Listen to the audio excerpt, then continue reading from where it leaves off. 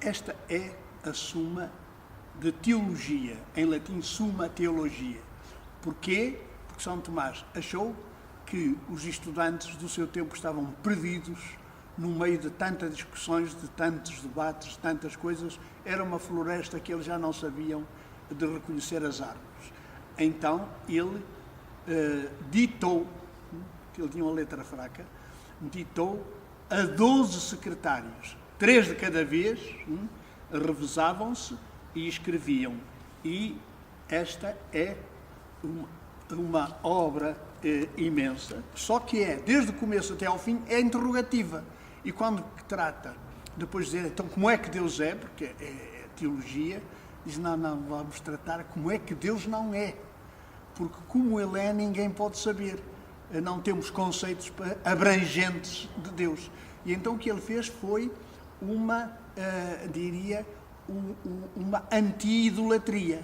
A importância disto para mim é o seguinte, é que desde que comecei a ler, porque era um texto, era um dos textos de teologia de São Tomás. São Tomás, todos os artigos que escreveu, repara, são todos a perguntar, mas será que?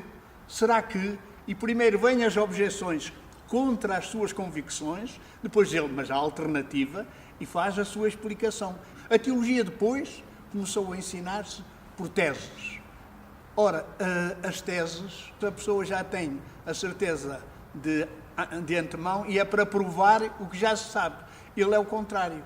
A verdade é um horizonte de busca. O Yves Congar viveu muitos exílios desde que escreveu uma obra, Verdadeiras e Falsas Reformas na Igreja. E teve 3 exílios, em Jerusalém, em Cambridge e em Roma, de não poder sair desses sítios. Mas ele trabalhou sempre. Depois, João XXIII fê-lo padre, logo dos primeiros, um teólogo oficial do concílio. Ele depois fez o jornal do concílio. Neste segundo, tenho aqui uma fotografia, foi um encontro com ele cá em Portugal, num encontro de semanas missionárias qualquer, que ele veio cá.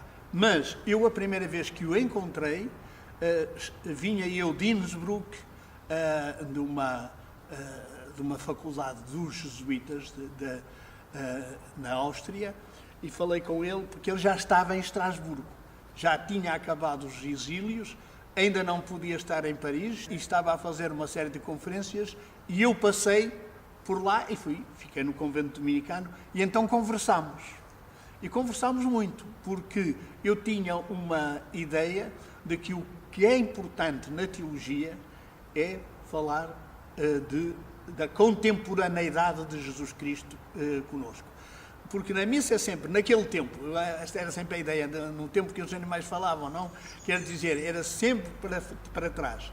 Ora, o que eu procurei mostrar, uma ponte entre São Tomás de Aquino e Odon de Casel, é que aquilo que aconteceu num determinado momento histórico, no passado, está a acontecer hoje na história da evolução, na história humana, na liturgia. É um acontecimento de hoje. E daí, e então ele depois aqui diz que já era depois do Vaticano II, logo o primeiro congresso internacional que houve em Valência, e ele foi lá bastante maltratado por toda a gente que era contra o concílio, sei que mais. E eu era jovenzinho, mas intervi muito forte a favor do pensamento dele. Então ele depois escreveu aqui que eu era uma pessoa de futuro. É engraçado, porque e ele diz mesmo que eu sou Bento Domingos, de La Provence, de Portugal, ensinou estudo dominicano de Fátima. E diz que há depois repete, vem na página seguinte, volta a isto. Isto é em 1966. Ele volta a dizer, Père Domingues, il faut venir ao Portugal, nous y sommes isolés. E ele respondeu-me, trabalhem, quer dizer...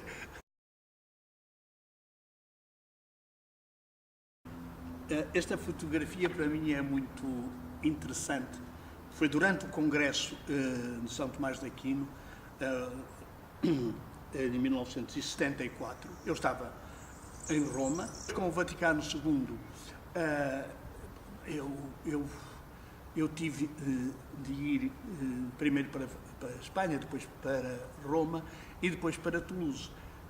E quando regressei, fui para a juventude de Cristo Rei do Porto, dos jovens do convento e da Igreja de Cristo Rei no Porto. E aí começou uma dinâmica completamente diferente.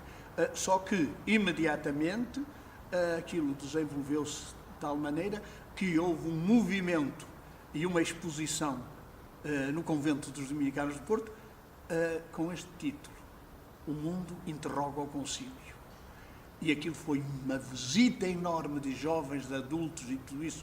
Olha, uns que depois me defenderam, porque também estavam lá presentes, o Pinto Machado, o Sá Carneiro, o Mário Figueirinhas e tudo isso. O resultado foi que eu tive de me pôr à porta, de não abrir a exposição nesse dia, porque havia um burburinho enorme e disseram-me que a pedia intervir. Eu fiz com que os proassociativos pudessem fazer o seu número e entrar por outro lado, mas fechei a porta porque, entretanto, havia um burburinho e chegaram as carrinhas da polícia. E as carrinhas da polícia, o que é que fizeram? Começaram a meter os mais excitados. Os mais excitados eram do Jovem Portugal, da extrema-direita, e assim o grupo. Resultado, quando chegaram e verificaram que tinham sido enganados, insistiram com o Bispo e com o Governador Civil que eu tinha de sair, e tive de sair e depois para Roma. Foi o castigo mais abençoado que eu recebi, porque estive em todos esses debates do Concílio que me alegraram imenso. E então depois começou todo o problema da guerra colonial, dos movimentos contra a guerra colonial. Eu depois também, mesmo nas pregações, mesmo para as crianças, aproveitava para lhes dar um espírito anti-guerra e anticolonial, e por causa de um desses tive de passar 2 dias de interrogatórios na PIB, porque eu dizia, o Isaías diz uma coisa bastante: vamos transformar os instrumentos de guerra em instrumentos todos de paz. Vocês reparam que já não vão ir para a guerra e não é preciso. Não precisa, porque depois chegam lá, eles também não sabem fazer guerra. Vocês também não jogam futebol. Disse assim uma coisa, estava lá a PID no dia seguinte, pronto, é desgraça. E aqui está uma fotografia que para mim é muito significativa, porque já foi a seguir ao concílio, mas em que eu tinha no programa que estava uma conferência, era uma série, isto foi no Colégio Nosso Senhor do Rosário, no Porto. Foi a primeira vez até que o Sá Carneiro interveio para dizer que havia uma questão forte na Diocese do Porto, que era o regresso do Bispo Ferreira Gomes, que estava no exílio, tinha de vir. Mas eu fiz uma conferência que era de ordem teológica, as linhas mestras do Vaticano II, mas foram dizer ao Dom Florentino, embora estivesse lá o Bispo Auxiliar, estivesse gravada e até a tivesse publicada, que eu tinha dito que tinha sido uma desgraça fazer Nossa Senhora Mãe da Igreja. A conversa com o Bispo terminou assim: Senhor Bispo, a Diocese não é a quinta do Bispo, portanto não nos entendemos. E ele diz: então agora, até nova ordem, estar sem jurisdição na Diocese do Porto. É das poucas reuniões que há dos cadernos ISET, do Instituto Superior de Estudos Teológicos. É engraçado porque não há 1, 2, 3, 4. Isso é o Luís França, depois é que lhes andou a dar a cada caderno, pôr por fora o número. Porquê? Porque eu fui consultar o Dr. Francisco Sá Carneiro como é que podíamos evitar a censura. E o livro era a censura. E ele diz, há uma forma, nunca ponham números, não dá a ideia de ser uma revista, de ser zero. A gente tinha sempre dentro o que era o sumário, que era, e depois o ISET, boletim interno, este era em dezembro de 72, mas é uma obra, ainda hoje eu comecei de novo a ler, fizemos um trabalho enorme aí, toda a teologia inserida na realidade portuguesa, de onde depois nasceu a chamada religião dos portugueses, mas sobretudo a teologia dos acontecimentos. Da teologia da libertação, o irmão do Boff passou, escreveu depois que aqui se estava a fazer teologia também da libertação no ISET. Entretanto, fui solicitada para ir à África. E eu fui durante uns 10 anos, que era assim. E era uma tentativa de fazer uma teologia africana, feita pelos africanos, que eram animadores de comunidades, porque o grande animador da Diocese era o Dom Manuel Vieira Pinto. E depois nasceram, por isso, os cadernos de estudos africanos, que era, no espaço português, acontecer o que acontecia, no espaço de língua portuguesa, o que acontecia em toda a África, que era o novo esforço da teologia africana, que teve também as suas dificuldades. Por outro lado, por causa disto, e por causa depois do trabalho que fui fazer em Angola, há um centro que tinha sido um português, que também tinha trabalhado nele, eu estou a fazer uma monografia sobre ele, o Henrique Urbano, que era professor no Canadá, mas como as férias do Canadá são muito longas para os estudantes poderem trabalhar e pagar os estudos, ele aproveitou para ir com um outro grupo de dominicanos que tinham sido meus companheiros em França, de fazer o Instituto de Bartolomeu de Las Casas, uma coisa de investigadores, e em pouco tempo esta revista, a revista Andina, a revista da cultura andina, dos Andes, tornou-se a maior e a mais importante revista da cultura americana. Era uma coisa absolutamente sensacional. Este livro diz assim, Nova Consciência, Círculo de Leitores, e é um livro sobre os divorciados e a Igreja. Esta coleção nasceu num círculo de leitores, depois foi muito apoiada pela doutora Guilhermina Gomes, era ela que estava à frente desta editorial.